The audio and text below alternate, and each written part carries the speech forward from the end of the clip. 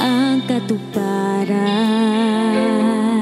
Sa'yo ako'y naging buo. Buong buhay ko, akala ko'y wala nang halaga. Ngunit ang pagyakap at ang pagtanggap, sa'yo natagpuan. Inibig mo, oh Diyos, ang isang katulad ko. Malaki man ang pagkukulang o sa gitna ng kaguluhan, sapat ang iyong biyaya sa buhay kong ito. Manunumbalik sa iyo, natagpuan ko ang pag-ibig mo.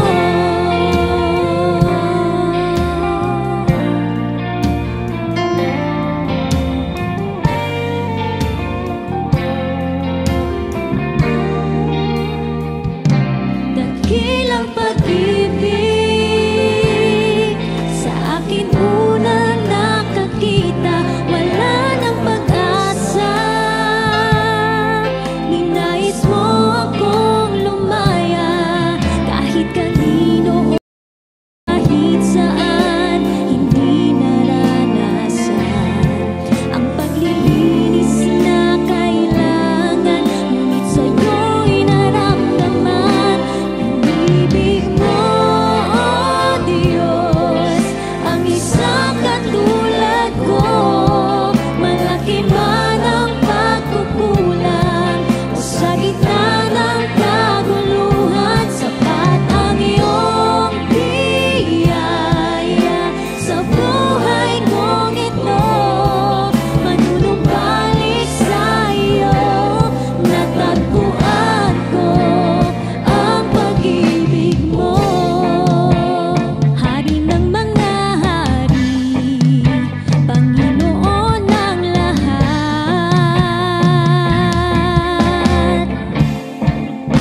Nagkaroon ng pagbabago nang tanggapin kita sa buhay ko. Inibig mo, oh Diyos, ang isang katulad ko. Malaki man ang pagkukulang o sa gitna ng kaguluhan, sapat ang iyong biyaya sa buhay kong ito. Manunumbalik sa iyo, natagpuan ko ang pag-ibig mo.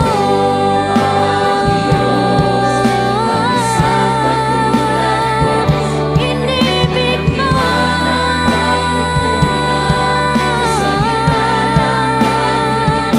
sapat ang iyong biyaya sa buhay kong ito.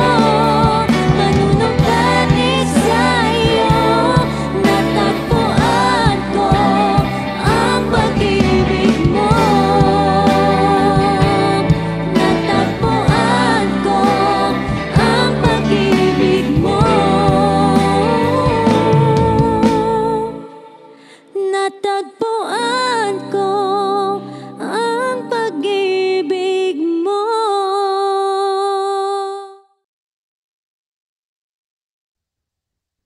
Praise God, purihin po ang Panginoon. God is good. All the time and all the time, God is good. Good morning po sa ating lahat. Good noon, good afternoon, good evening. Anumang oras po kayo nanonood ngayon, saan man pong panig kayo ng mundo nanonood ngayon, gusto ko po kayong batiin ng isa pong mapagparang araw ng linggo. Mapagpalang araw ng linggo sa ating pong lahat. This is Pastor Paul Balgos of Amazing Hope Marikina Campus. And I hope that you are all doing well. Ano man po ang atin po mga pinagdadaanan, gusto ko pong sabihin sa inyo na mas marami pa rin po tayong mga bagay na dapat pong ipagpasalamat sa ating Panginoon. Today is another month, another series. Parang kailan lang we were just greeting one another with Happy New Year. Ngayon po, ay buwan na po ng Pebrero, month of February, at marami po sa ating mga kakilala ay pinagdiriwang ito na Love Month. At kaya naman po napakaganda ng ating pong mga nakasalang na mga topics, set of teachings para po mas maunawaan natin ang patungkol po sa pag-ibig. Welcome po sa ating pong first installment of our brand new series for the month of February entitled I Think I Love You. Di ka sure? Napakaganda po ng ating pag-uusapan sa buong buwan ng Pebrero. Siyempre, araw-araw naman po ay dapat pong mag-ibigan, pero ito pong love month na ito, gusto po nating mas maunawaan ano nga po ba ang ibig sabihin ng pag-ibig. I think I love you. Hindi ka sure? Dito po sa series na ito, we'll talk about love. Pag-uusapan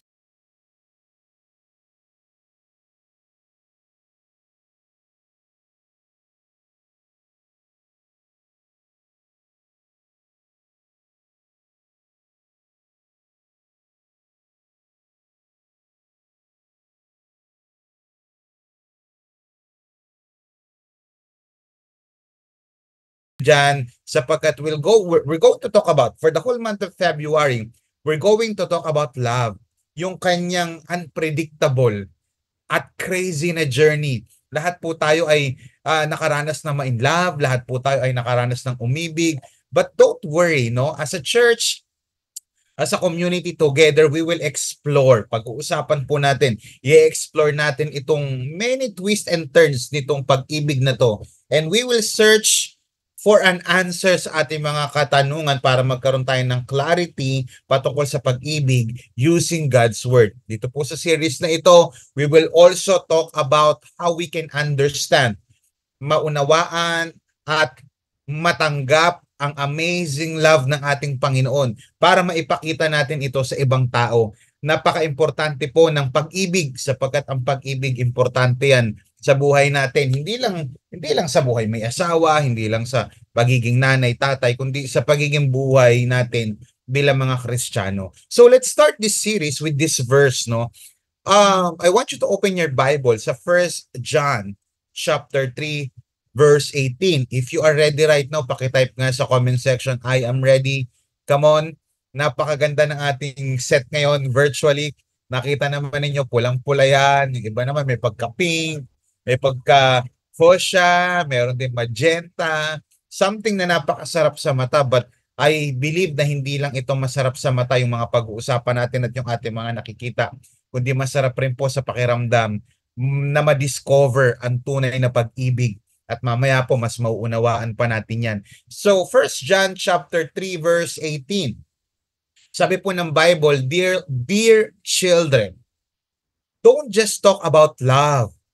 Put your love into action, then it will truly be love. Purihin ang Panginoon sa pagkakabasa po ng kanyang banal na kasulatan. Ang context po nitong 1 John, by the way, ito po pag-uusapan natin ay 1 John chapter 3 verse 18. Pero ito pong 1 John na ito ay mula chapter 1 hanggang chapter 5. Now, it was written in Ephesus by the Apostle John. At ang kanya pong focus at ang kanya pong purpose, kaya siya sumulat dito sa mga Christians by this time, is to reassure yung kanilang, is to reassure Christians in their faith. Para ma-reassure ang mga Christians ng unang panahon sa kanilang pananampalataya, and at the same time, ma-counter po yung mga false teachings. So basically, para ma-reassure yung mga Christians sa kanilang pananampalataya at ma-encounter po yung mga false teachings sapagkat by that time, marami na pong mga laganap din. Hindi lang po ngayon, marami na rin nung unang panahon na nalaganap na false teachings, false view about Christ. So ini-emphasize dito ni Apostle John, ni John the Beloved, yung basics of faith para maging confident tayo sa ating pananampalataya. Kaya kung isa-summarize niyo yung 1 John sa tatlong section, yung John chapter 1 and 2, John 3 and 4, at saka 1 John chapter 5. By the way, 1 John chapter 1 and 2, 1 John 3 and 4, 1 John 5. Tatlong section, isa-summarize lang natin yung sa tatlong word at gusto ko i-type nyo po ito. Light, love, life. Sige nga, i-type nyo sa comment section. Light, love, life. Tatlo yan. Sa chapters 1 and 2, in-address ni Apostle John na si God is our light. So ibig sabihin lang, in this dark world, ang ating pong Diyos, ang ating ilaw. Kaya importante matutunan natin na bilang mga Christian, tayo ang inilagay ng ating Panginoon Diyos dito sa mundong ito para maging ilaw po tayo ng sanlibutan. Tapos yung 1 John chapters 3 and 4, it speaks about love. Pwede ba i-type natin sa comment section, love? Yung pag-ibig ng Diyos na nagbibigay ng mainit, or si God mismo, God brings the warmth of love, yung init ng kanyang pag-ibig sa malamig na mundong ito. Hindi ito yung literal lang lamig. Ito yung lamig na kung saan yung mga tao, lumamig na yung kanilang pagsamba, yung relationship sa ating Panginoon. So God brings the warmth of love sa chapters 3 and 4. At saka sa chapter 5 naman, God brings life. In this dying world, I want you to know that our God brings life sa pamamagitan ni Jesus Christ. So light, love, life. Now, dito sa chapter 3 na ito, ang binigyan ng diin ay patungkol sa love. Yan yung pag-uusapan natin. Kaya sabi niya, dear children, don't just talk about love, put your love into action. Then it will truly be love. Alam niyo po mga kapatid, itong my little children, yung phrase na yan, in the original text sa Greek, itong si Apostle John, ginagamit niya yung terminology na yan as a sign of endearment. Kasi ito yung kanyang mga anak sa pananampalataya. Maybe because he is about to warn the readers, bibigyan niya ng babala. More than that, I want you to know, kaya ito isinulat kasi genuinely nagkikare si Apostle John dito sa mga spiritual conditions ng mga Christians by this time. Now, dito po sa verse na ito, meron tatlong napaka-importanting lessons about love sa passage na ito na dapat po nating maisabuhay para makapagmahal tayo genuinely. O sa mga gustong umibig dyan at sa mga gustong totoong magmahal based on the Word of God, ito po yung ating pag-uusapan. That is why today, this afternoon, this morning, anong oras ka man nanonood, join me in our topic entitled Authentic Love. Pwede bang i-type natin sa comment section, Authentic Love? Marami po kasing klaseng pag-ibig. May iba't ibang definition ng tao ng pag-ibig. But when we're going to talk about authenticity, isa lang po ang ibig sabihin niyan, yung totoo. Kapag ka ikaw ay pupunta kung gusto mong makahanap ng bulalo, may authentic na bulalo. Pag gusto mong makahanap ng bibingka, may authentic na bibingka. Kung gusto mong makahanap ng authentic na longganisang vegan, syempre sa vegan ka pupunta. Kasi merong authentic, may pinagmulan, may original. Now, pagdating sa pag-ibig, wala po tayong ibang pwedeng puntahan kundi ang salita ng Diyos. Because doon dinefine ni God yung kanyang pag-ibig kasi siya si pag-ibig. God is love. Now, how to truly love someone? Yan ang malaking katanungan. Pag-uusapan natin ngayon yung pag-ibig. Ang tanong, paano ako talaga genuinely iibig sa tao? Whether paano ko iibigin ng tapat yung nanay ko, yung tatay ko, yung partner ko, yung girlfriend ko, boyfriend ko, yung aking mga kaibigan, paano ko sila mamahalin based on God's perspective o Bible's perspective. Kung ready na po kayo, mag-type po kayo ng amen ngayon at basahin po natin sa verse 18. Sabi po ng verse 18, ito lang ang babasahin natin. Ihimayin natin ito ngayong linggong ito. Little children, let us not love in word or talk, but in deed and in truth. How to truly love someone? Point number 1, avoid mere talks. Pwede bang i-type natin sa comment section? Avoid mere talks. Alam niyo po, ang pag-ibig na puro salita ay mauuwi sa wala. Ulitin ko po, ang pag-ibig na puro lang salita, I love you, mahal kita, paninindigan kita, tapos walang gawa ay mauuwi lang sa wala. Kasi hindi sapat yung nagsabi ka lang na mahal mo. Kaya sabi ng point number 1, avoid mere talks. Bakit? Number 1, I want you to realize because talk is cheap. Pwede bang pakitype natin sa comment section, cheap? Kaya sabi ng Living Bible, little children, let us stop just saying we love people. Tigil-tigilan na nga natin yung sinasabi mo lang na mahal mo yung tao. Let us really love them. Paano? And show it by your actions. Alam niyo po itong Talk is cheap. Ito pong idiomatic expression po yan. Sa salitang English yan, idiomatic expression yan na ang ibig sabihin ay hindi sapat yung salita lang. You need some kind of proof. Kinakailangan mo ng pruweba o action para i-back upan, para patunayan na totoo yung sinasabi mo. Why? Because action speaks louder than words. Now, Pastor, can you give us an example about that idiomatic expression na talk is cheap? Bigyan ko example. May mga tao na laging nangangako. Yan, mabigat to. Making promises. May kakilala ka ba sa school na patuloy na nagsasabing, hindi, sige, aayusin ko na yung natin, ganito yung ating groupings.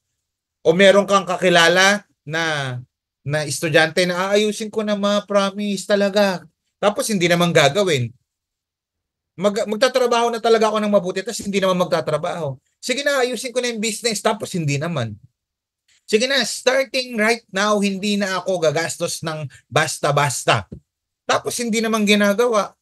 O yung iba nga sa atin, luhaan ngayon. Bakit? Pinaiyak, iniwan, sinugatan, pinaasa, inabandon. You see, relationship.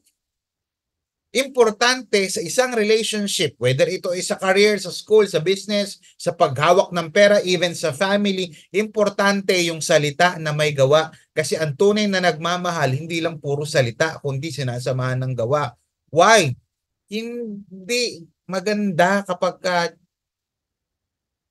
puro salita lang. Talk is cheap. Ganon din po sa ating paglilingkod sa ating Panginoon, sa ating relationship with our God. Sorry tayo ng sorry, Lord, patawarin mo na ako. Walang masamang mag-sorry dahil importante talaga na nagre-repent tayo. Pero yung alam mong paulit-ulit mong ginagawa at ginugusto mong gawin, parang hindi siya tunay na nagmamahal. Iba sa atin nag-e-express ng intention, gusto ko po magpapahayat na, gusto kong mag-diet na. Pero hindi naman ginagawa. So, contradict yung kanyang behavior sa kanyang sinasabi. Contradicting yung kanyang demonstration ng action sa declaration ng words. Kaya talk is cheap. Iwasan po natin if you really want to express your love to your classmates, to your workmates, to your family, to your friends, see to it na binaback upan ng gawa mo yung iyong salita. Let us avoid mere talks because talk is cheap. Pangalawa, bakit kinakailangan i-avoid? Because talk can cheat. Yung salita pwedeng mandaya yan. Sabi nga ng The Voice version, my little children, don't just talk about love as an idea or a theory. Huwag kayong mag-uusap patungkol sa pag-ibig na para bagang idea lang yan. Make it your true way of life. Kasi marami sa atin, alam naman talaga yung love theory, theoretically, pero hindi sila practitioner. Pwede kang makinig kahit kaninong speaker patungkol sa pagmamahal.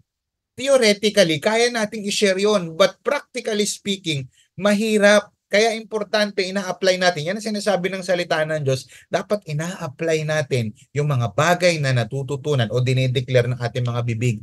Now, itong statement na ito ni Apostle John ay isang statement of precaution o pag-iingat galing sa kanya dahil kapag ka ito ay hindi mo ginawa, yan, gusto niya ma-prevent yung possible harm sa ating mga nagsasabing, I love you, I love you, I love you mama, I love you papa, I love you honey. Ang gusto ni Apostle John, ma-prevent, iniingatan tayo ng salita ng Diyos dahil kapag hindi natin ito ginawa, it will cause us harm. Why? Kasi sometimes, talk is encouraging. Sa totoo lang, kapag kami nagsasabi sa yung ganito, ganyan, nakaka-encourage naman talaga eh. But most of the time, it is damaging when not done. Ang isa pong salita, nakaka-encourage naman. Pero damaging yan sa mga taong sinasabihan mo tapos hindi mo ginagawa. Bakit? Magkaiba yung sinabi mo magkaiba yung effort sa pagsasalita sa paggawa. At dapat hindi nagkokontrahan yung sinasabi mo sa ginagawa mo.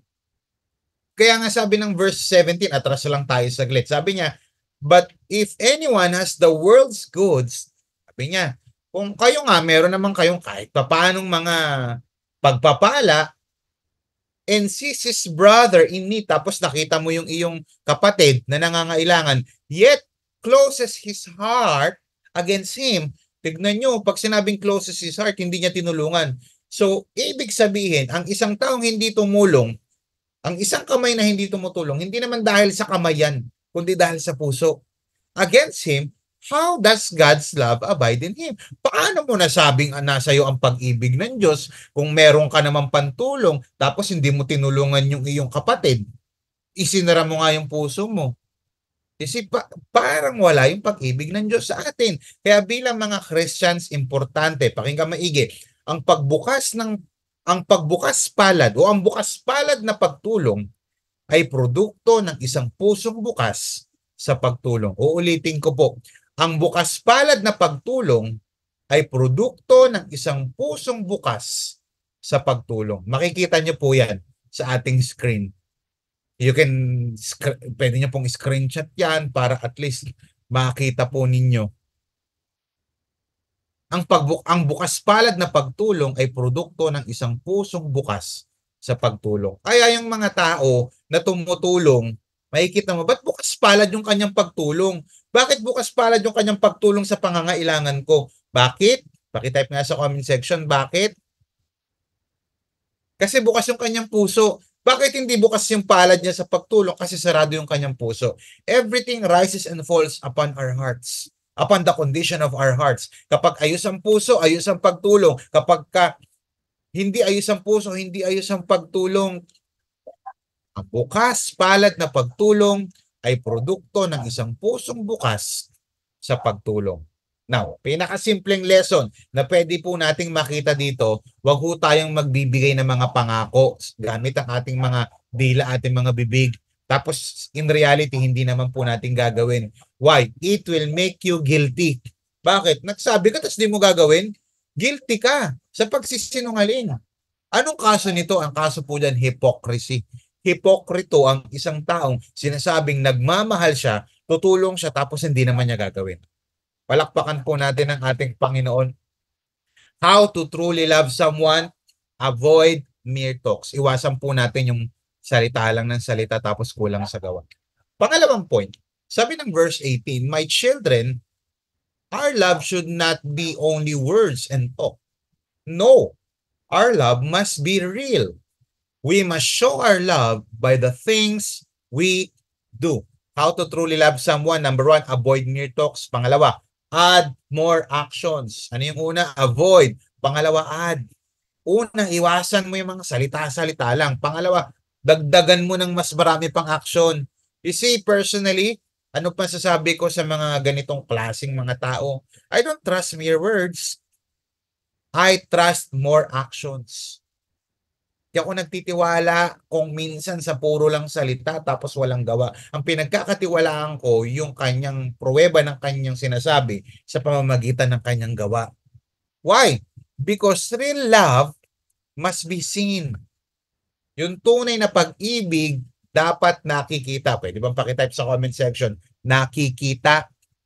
Ulitin ko ang tunay na pag-ibig dapat nakikita. Ang sabi ng verse 18, my children, our love should not be only words and talk. No, our love must be real. Ang pag-ibig natin dapat totoo. We must show our love. Ipakita by the things we do.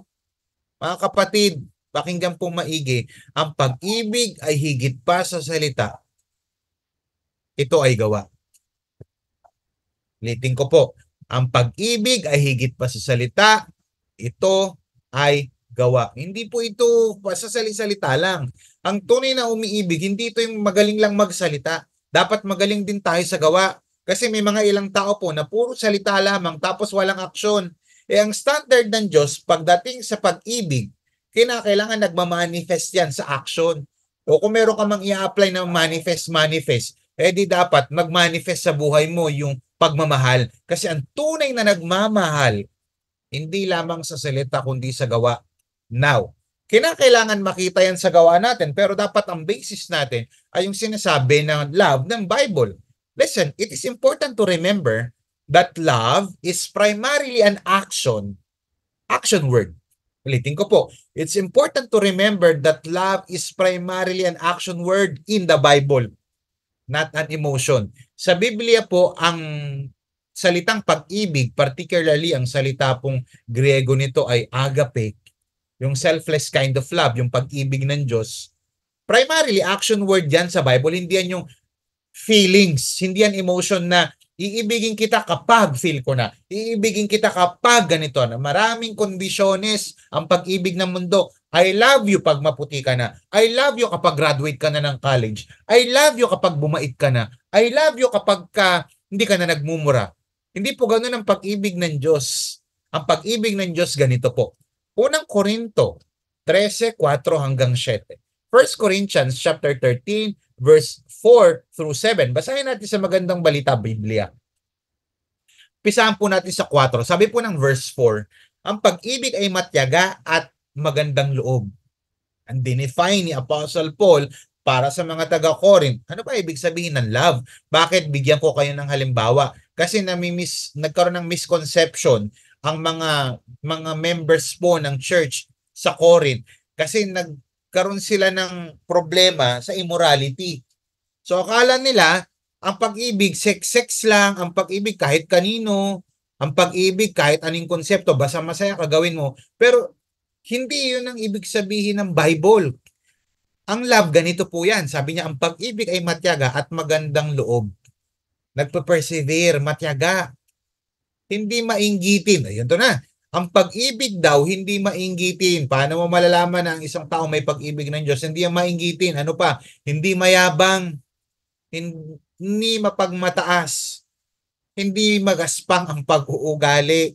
Hindi makasarili. Hindi magagalitin.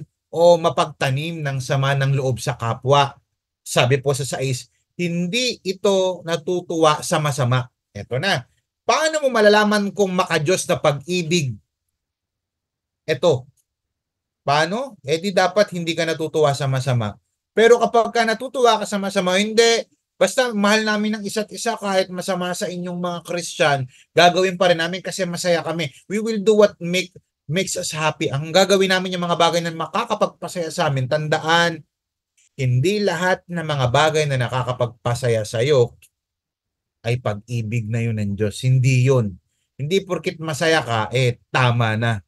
Kasi nga, ang pag-ibig sa Bible, it is defined in the Bible. Hindi ito emosyon. Ito ay action word na hindi nagko-contradict sa sinasabi ng salita ng Diyos. Hindi natutuwa sa masama, sa halip ay nagagalak sa katotohanan. Ang biblical na pag-ibig natutuwa sa truth.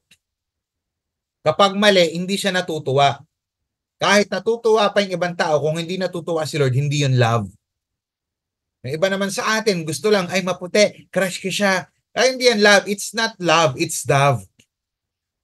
Ang pag-ibig, ano sabi ng verse 7? Ang pag-ibig ay matiisin, mapagtiwala, puno ng pag-asa, at nagtiyatyaga hanggang wakas. Paano mo malalaman kung totoong pag-ibig yan? Di hanggang wakas. Hindi niya ako iniwan. Kaya pansinin mo maraming mga babae, lalaki ang sugatan kasi iniwan. Baka hindi yung tunay na pag-ibig. Kasi ang pag-ibig na nanggagaling sa Diyos, nagtatyaga hanggang wakas. Mahirap bang mag-asawa? Hindi. Mahirap bang magtrabaho? Mahirap bang mag-asawa? Oo. Challenging yan kasi nagsasama yung dalawang magkaibang ugali. Mahirap bang magtrabaho? Oo. Mahirap bang pumasok sa relationship? Pero kung meron kang pag-ibig ng Diyos at nananalaytay sa'yo ang pag-ibig ni Kristo, hanggang wakas yan. Ibig sabihin hanggang balagutan ka ng hininga, magiging tapat ka. Oo, hindi tayo perpekto, pero ang totoong pag-ibig nagtatiyaga hanggang wakas. Kaya paano ko malalaman kung tunay na pag-ibig to? Walang iwanan, nagtatiyaga hanggang wakas. Mga kapatid, dagdagan natin ang action natin. Nakikita dapat sa gawa ang sinasabi ng ating mga bibig. Real love must be seen. Pangalawa, real love hindi lang dapat nakikita, kundi real love makes sacrifices. Pwede bang pakitype sa comment section? Sacrifices. Sabi ng verse 18, my children, our love should not be only words and talk. No, our love must be real. Ang pag-ibig daw natin dapat totoo.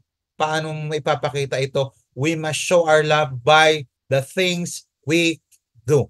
Now, the first thing the Apostle John in mind, kaya niya po na ito na isulat, is people who say they love others. Ipatungkol to sa mga taong nagsasabing, mahal ko ito, mahal kita, I love you, pinahahalagahan kita. But, pagdating sa mga practical na mga sacrifices, tsaka yung mga act of self-denial, they don't do them. Kaya sinasabi ni Apostle John dito, sinabi mong mahal mo, dapat may practical kang sacrifices. Dahil ang tunay na pag-ibig o umiibig, handang magsakripisyo. Kaya pansinin mo yung mga magulang, handa sila magsakripisyo para sa kanilang mga anak. Yung mga kamag-anak natin, handang magsakripisyo para sa kanilang mga pamilya. Bakit? Kasi doon nila maipapakita yung sincerity ng kanilang pagmamahal. Kung gusto mo malaman kung mahal ka talaga ng lalaki o ng isang tao, tignan mo kung ano yung mga kaya niyang isakripisyo para sa'yo. Kaya ba niya mag-sacrifice ng time, talent? Kaya ba niya mag-sacrifice ng pera para sa'yo? Kaya ba niyang i-deny yung kanyang sarili para sa kabutihan ninyo, ng pamilya ninyo? Kung hindi, baka hindi niya kayo mahal. Kasi maraming mga tatay, maraming mga magulang, iniwan yung kanilang mga anak dahil hindi kayang isakripisyo yung pansarili nilang desire para sa kanilang mga anak. Gusto buhay binata pa rin.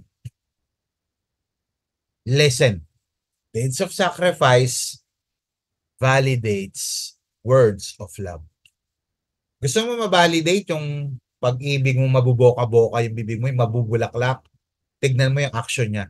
Ano yung mga handa mong isacrifice? In fact, pwede natin tignan. Wala naman tayo ibang titignan dito patungkol sa sacrificial love. Yung true cost of something. Listen, true love costs something. It cost Jesus' life to pay for our sins. It costs Jesus' life to pay for our sins. That's sacrifice. Paano ko malalaman kung kung mahal ako ng taong nagsasabing mahal ako? Di tignan mo kung ano yung mga handa niyang i-give up para sa'yo. Uy, ang bigat. Now, ang tanong, do you really love God? Do you really love Jesus? If you really love Jesus, my second question is, what are the things na isa-sacrifice mo para sa pagmamahal mo sa Diyos? Kasi hanggat hindi ka pa nagsasakripisyo, baka hindi ka pa talaga nagmamahal. Hanggat hindi ka handang magsakripisyo, hindi ka pa handang magmahal. Sabi ng verse 16, by this we know love. Sa pamamagitan, atras lang tayo ng konti sa verse 18. By this we know we love, or by this we know love, that He laid down His life for us, and we ought to lay down our lives for the brothers. Inialay ni Lord, isinakripisyo ni Lord. Pakinggan maigi. Inialay, isinakripisyo ni Jesus yung kanyang buhay para sa atin. Di ganun din dapat ang gawin natin. Magsakripisyo rin tayo para sa iba. Kaya sabi doon sa verse 17, but if anyone has the world's deeds and sees his brother in need, yet closes his heart against him, how does God's love abide in him? Paano mo masasabing nasa kanya ang pag-ibig ng Diyos kung hindi bukas? Ibig sabihin lang nun, sarado ang kanyang puso sa pagtulong.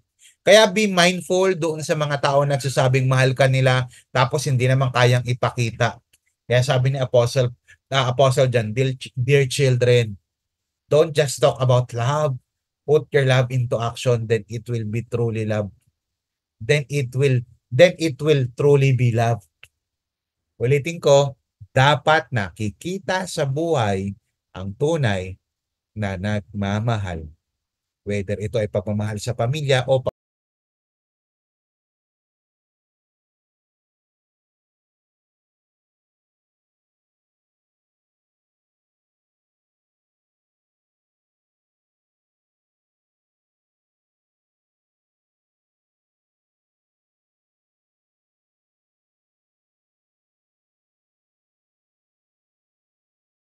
apply much needed truth. Uy, hindi lang umiwas, dapat magdagdag ng action, pero dapat mag-a-apply ng kinakailangang katotohanan. Bakit? Ang pangatlo na gusto ko pong matutunan natin, ang love. Pakinggan po maigi, ang love ay may foundation. Pakitype po sa comment section, foundation. Ang love ay may foundation.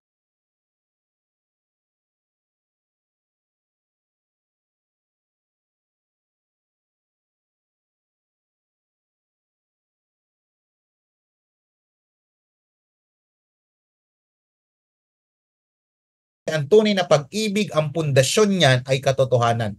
Bakit kinakailangan na ang pag-ibig natin ay nakapundasyon sa katotohanan? Why? Number one, because it is mandatory. Yun po kasi ang nararapat.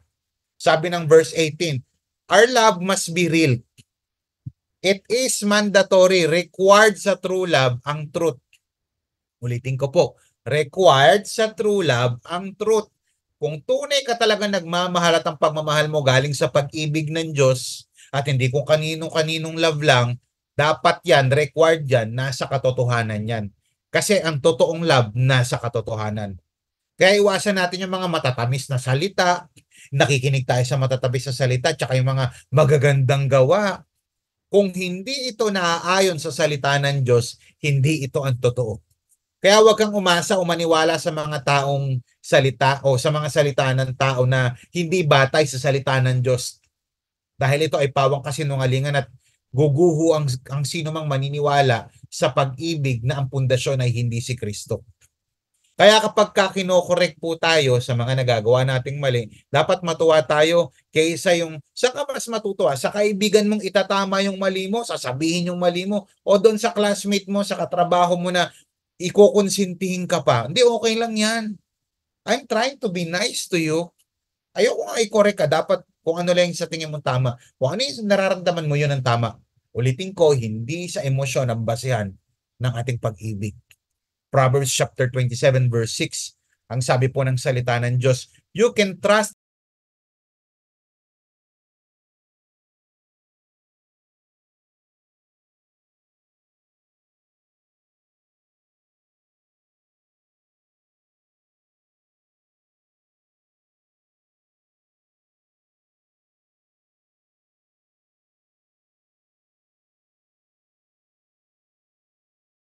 kaibigan mo, hindi ka itinatama. Kung yung kaibigan mo ay hindi ka kinokorek, kung yung kaibigan mo gustong-gustong gumagawa ka ng mali, hindi siya totoong kaibigan, kaaway siya. At yung mga kaaway mo na parang totoong kaibigan, sila yung totoong nakakasakit sa'yo. Kasi yung mga totoong kaibigan mo na nagsasabi ng totoong salita ng Diyos o kinokorek ka, masakit lang sa una yan. Pero ang intention nila hindi ka masaktan. Mailagay ka sa katotohanan. Pero yung mga kaibigan na but your enemies want to hurt you. Even they act nice. Sila yung tunay na kalaban mo. Kaya pag kinokorek ka ng pastor mo, kino-coach ka ng pastora mo, kinokorek ka ng life group leader mo, tinatama ka ng ka-life group mo, kinokorek ka na dapat umating ka ng prayer meeting, dapat umating ka ng life group, ng Lord's Day, dapat nagdi-devotion ka, dapat nagte-training ka, huwag kang magalit. Sa una lang parang paulit-ulit pero kasi yun yung tama para sa atin. Kasi ang tunay na nag-aalala sa'yo, sasabihin yung mga bagay na tama kahit masakit. Bakit? Kasi later on, makakatulong sa'yo ito. Mas maganda nang sabihin sa'yo yung mapait na katotohanan kaysa patuloy kang pakainin ng matamis na kasinungalingan. Ang totoong kalaban mo ay yung mga taong nagtitreat sa'yo ng nice pero hindi kayang sabihin ng totoo. Ang mga dapat mong pagkatiwalaan yung mga taong nagsasabi sa'yo ng totoo. Kahit mapait sa una yan, kainin mo yan pero masustansya yan. Kaysa naman sa matamis na habang buhay mong pagsisisihan, isang kasinungalingan na pinahintulutan mo makapasok sa loob ng iyong tahanan o yung buhay. Kaya ingat sa nararamdaman na walang katotohanan. Hindi lahat ng nararamdaman mo totoo. Totoong nakakaramdam ka ng takot, totoong nakakaramdam ka ng kapighatian, totoong nakakaramdam ka ng pagiging in love. Pero hindi lahat ng nararamdaman mo aayon sa katotohanan. Why? Love without truth is sentimentality. Ano ibig sabihin nun? Gusto mo lang, oh, ano naman ako, comfort nyo naman ako. Iko-comfort ka naman talaga, pero isa sa mga comforting words na pwede nating marinig sa ating pastor, sa ating mga classmate, kaibigan, ay yung sabihin kung ano yung totoo. Yung handang i-correct kung ano yung mga dapat maitama sa'yo. Yun yung totoong pag-ibig. Ang totoong pag-ibig na aayon sa katotohanan, hindi ito nakabase sa nararamdaman mo, kundi nakabase ito sa kung ano ang sinasabi ng salita ng Diyos. Proverbs 27 verse 5. Open rebuke is better than hidden love. Mas maganda na yung i-correct ako, i-rebuke ako ng isang taong concern sa akin kaysa yung ang dami kong kaibigan, ang dami kong kasama tapos hindi nila maipunto. May muta ka, may muta ka. Mas maganda na yung sasabihin sa akin, linisin mo yung mata mo, may muta ka. Hindi yung humarap na ako sa maraming tao, hindi pa rin sinabi yung muta ko.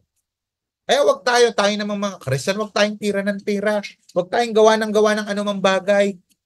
Tapos ito ay, I love you. Tayo na. Mahal kita. Eh, teka lang, may asawa ka na. Hindi, basta nararamdaman ko, mahal rin kita eh. Sana dalawa ang puso ko. Oops, is it biblical? No. Kung hindi biblical, wag nating gagawin. Dapat may pundasyon ang iyong ginagawa. Dapat may pundasyon ang iyong ideology. Dapat may pundasyon ang iyong prinsipyo. At ang pundasyon natin ay ang salita ng Diyos. Now, pangalawa, bakit importante ang truth sa love? Kasi it's a manifestation of true love. Yun lang yun. Bakit importante ang true love? Kasi manifestation yan ng totoong pag-ibig. Bakit importante ang truth? Ang katotohanan sa pag-ibig. Hindi mo pwedeng paghiwalayin yung love at saka yung truth. Kasi best friend yan lagi. Hindi mo, para silang kalapati na hindi yan lilipad kung isa lang pakpak. Hindi mo pwedeng love yan kung walang truth. Second, bakit importante ang truth sa love? Because it's a manifestation of true love. True love. Sabi ng Bible, dear children, don't just talk about love, but put your love into action. Yung sinasabi mong pag-ibig, ilagay mo sa action, then it will truly be love. Yun yung tunay na pag-ibig, yung may action. Listen, we live in a world that wants love without truth.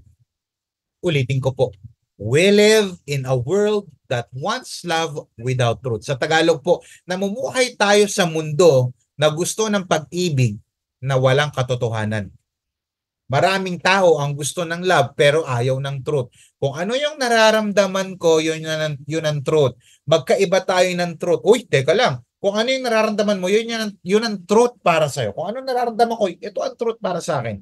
Ni minsan wala po naging basehan ng Bible na katotohanan. Na ang katotohanan ay nakabase sa nararamdaman mo. Love without truth is a lie. Let me just repeat it. Love without truth is a lie. It is not real love. Sabi ng 1 Corinthians chapter 13 verse 6, kanina binasa natin yan, basahin natin sa English. Love does not delight in evil, but rejoices with the truth. Ang katotohanan daw o ang pag-ibig, hindi yan natutuwa sa masama. Nagre-rejoice yan, natutuwa siya sa mabuti. Kaya kung yung kaibigan mo, classmate mo, katrabaho mo, kamag-anak mo, natutuwa sa mali, hindi yung tunay na pag-ibig. Sige na, patulan mo kahit may asawa ka. Sige na, gawin mo yan. Kahit na bawal, okay lang. Masarap eh. Ang totoong pag-ibig, hindi natutuwa o nagagalak sa mali. Natutuwa siya sa katotohanan. Kaya kapag walang foundation ng truth, ang love, tiyak guguho ito. Kasi ang pundasyon ng pag-ibig nating mga Christian ay ang katotohanan. Kaya kapag walang katotohanan ng pag-ibig mo, nararamdaman mo lang, guguho ito. Napaka-dangerous, pakinggan pong maigi, napaka-dangerous kapag ang foundation ay emotion. Sabi ni Warren D. Wiersbe, truth without love is brutality. Yung truth, tapos walang kasamang pag-ibig, brutal ka naman. Pero ang love na walang katotohanan, hypocrisy. Dapat may combination ng truth and love. Don't accept anything as love without truth. Huwag kang tatanggap ng pag-ibig ha, na walang katotohanan. na walang truth doon. Ang basehan natin ay ang salita ng Diyos. Because love and truth, kagaya ng sinabi ko kanina, always been real best friends since day one. Tell the truth, love in truth. Magmahal ka na nakabase sa salita ng Diyos. In conclusion, how to truly love someone? Ano po yung una? Pwede bang i-type natin sa comment section para yung mga makakabasa nito, ma-encourage sila. Avoid mere talks. Pangalawa, add more actions. Ano po yung pangatlo? Apply much needed truth. Kung medyo mabagal ka mag-type, pwede mong lagay avoid, add, apply. Mga kapatid, hindi ko po alam kung ano yung mga pinagdadaanan nyo sa buwan ng pag-ibig. Yung iba siguro tayo sa atin, na sa pag-ibig at atensyon ng iba. Iba naman sa atin, kakatapos lang sa pag-ibig na hindi nagtagumpay. Iba naman sa atin, pag-ibig naman ng mag-ina, pag-ibig ng mag-ama, na may pinagdadaanan na matindi, pag-ibig ng pamilya, pag-ibig ng magkakamag-anak. You see, sometimes, tayo po ay nahihirapan dahil dito po sa ating nararamdaman. Hindi po kayo nag-iisa. Lahat po ng tao ay dumadaan sa matinding pagsubok sa ating pong mga emotions. Because we are an emotional being. God created us to feel and express love. Kaya lang kung minsan ito pong emotion natin, hindi po ito laging tama. Kaya nga po, gusto ko pong sabihin sa inyo, na pagkatiwala po natin yung ating pong puso sa ating Panginoon because God is greater than our hearts. Let me close with this verse, 1 John chapter 3 verse 19 to 20. Ituloy lang po natin yung verse 18. Ito na po yung verse 19. There is a sure way for us to know that we belong to the truth. Ay isang siguradong kaparaanan para malaman natin kung talagang kasama na tayo sa katotohanan o we belong kay God. Even though our inner thoughts may condemn us, you see, sometimes kinokondemn tayo ng mga inner thoughts natin na hindi mo na kaya, hindi ka na makakabangon, hindi mo na matutupad ang pangarap mo, hanggang diyan ka na lang, wala kang kwenta, hindi ka na aahon sa buhay, hindi ka na mapapatawad ng Diyos, wala ka ng halaga. Even though our inner thoughts may condemn us with storms of guilt and constant reminders of our failures. Maybe some of us right now, pambihira, Pastor, February pa lang feeling ko failure na ako. Pastor, katatapos lang ng January, feeling ko parang magdi-December na. So, sobrang bigat ng tindi ng pinagdadaanan ko sa aking emotion. To the point na tila baga parang hindi ko na maramdaman ang pag-ibig ng Diyos. Kapatid, let me tell you this. We can know our hearts that is in His presence. God, why? Because God Himself is greater than any accusations. He knows all things. Hindi ko po alam kung ano yung pinagdadaanan nyo, pero gusto ko sabihin sa inyo, let me just encourage you tonight, this afternoon, this morning, anong oras kayo nanonood, alam ng Diyos ang lahat ng bagay. At alam rin ni Lord yung mabigat mong pinagdadaanan sa iyong puso. Maybe some of us right now, habang nakikinig ka, feeling mo failure ka sa family, failure ka sa school, failure ka sa tatay mo, nanay mo, may mga expectations na hindi mo na-meet, may expectations sila sa'yo na hindi mo na-meet. Maybe some of us, feeling mo failure ka sa harapan ng Diyos kasi hindi ka nakakapag-devotion, sa dami ng sa depression mong pinagdadaanan.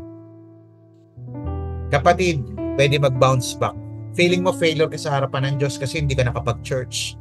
Feeling mo failure ka sa harapan ng Diyos kasi may nagawa kang hindi maganda sa harapan niya. May napanood ka, may nabasa ka, na in-entertain mo that cause your fall.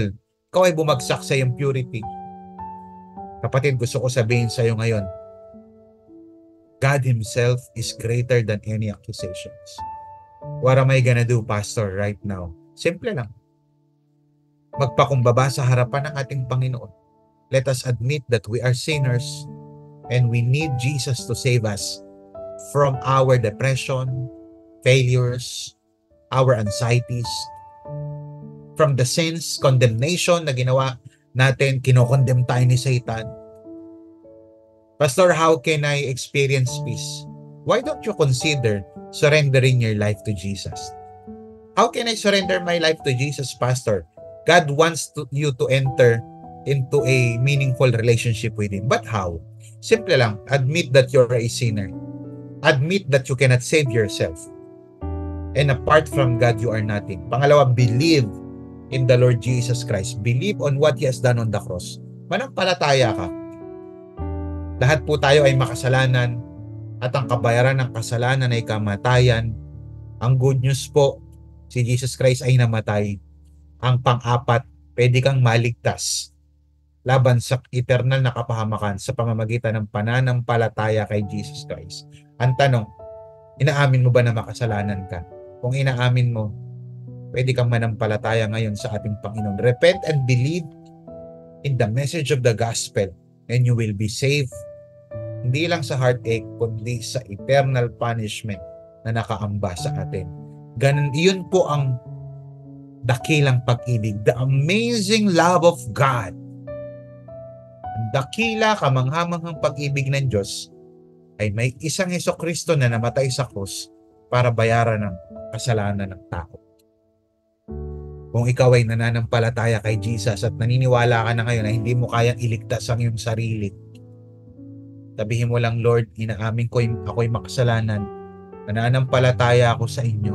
I am putting my trust in you. Starting from this day on, I am trusting you as my Savior and Lord for my salvation. Not my good works, not my religion. I am entrusting everything to you, even my soul. In Jesus' mighty name, amen and amen. Palakpakan po natin ang ating Panginoon. Purihin ang Panginoon. Type nga po tayo ng amen sa comment section kung talaga pong ikaw ay toong tumanggap sa ating Panginoon. Congratulations. Pero it doesn't end there. Kung tunay ka talagang tumanggap sa ating Panginoon, Pastor, paano ko malalaman kung tunay akong na-save? May tanong yan. Sasagutin natin ngayon. Pastor, paano ko malalaman kung tunay talaga akong tumanggap kay Lord? Kung tunay ko talagang tinanggap siya sa buhay ko? Kung tunay ako na-save? Una, magkakaroon ka ng hunger and thirst para sa Kanya. At may mga avenue po tayo para mapunan yung iyong uhaw sa Kanya. Gusto kong mag-pray, may prayer meeting tayo. Gusto kong mag-live group, gusto kong matutunan yung mga sinasabi pa ni Pastor, may live group po tayo. I-comment niyo po dito kung gusto niyo sumama ng live group. Next is Lord's Day. Aattend ka ng church kasi ang tunay na mahal si Kristo nasa katawan ni Kristo. Isa pa, devotion. We will teach you how to devote your time to the Lord on a daily basis kapag sumama po kayo sa amin po mga life group and letter T training. Paano ko malalaman kung tunay ako na born again? Magkakaroon ka ng uhaw sa pagpipray, sa pagla-life group, sa pag-attend ng church, sa pagdi-devotion, sa pagpapatrain. Find a life group today and your life group leader will explain more of this. Ngayon po, palakpakan po natin ang ating Panginoon. Buwan ng Pebrero, unang linggo ng month of February. Ngayon po ay dadako po tayo sa ating pong pagbibigay. Pulang-pula ang ating paligid because love is in the air. Let me just encourage you to give His tithe and your offering to Jesus sa pamamagitan po ng ating pong GCash number na ito. Tandaan niyo po, hindi po kayo nagbibigay sa tao, nagbibigay po kayo sa Diyos. At kapag sumusunod po tayo sa salita ng Diyos, lalo pong pinagpapala ni Lord ang kanyang mga anak na sumusunod sa kanyang banal na salita. So, sali po kayo dito if you're first timer, hindi po kayo obliged magbigay, but if you feel in your heart, gusto mong i-bless ang gawain na to, at kung gusto niyo naman po mag-join sa atin pong Amazing Expansion 2024, nag-umpisa na po yan. Matatapos po yan sa buwan ng July. I believe June pala, no? Matatapos yan sa buwan ng June. Meron pa tayong mga 5 to 6 months para ibigay yung atin pong tinatawag na expansion because we are moving to another place, bigger place. Gusto ko po kayong i-encourage na sumama kayo dito sa Amazing Expansion na ito because we believe na malaki ang magiging pakinabang nito sa ating pong city kapag tayo po ay nagkaroon pa ng mas malaking venue para mas marami pa po tayong ma-invite. Kapatid, sama ka na dito dahil alam ko kung follower ka ni Christ, sasama ka sa mga kapwa mo follower din ni Christ. This is Pastor Paul na nagsasabing, see you next Sunday. Continue to love God, love people. God loves you.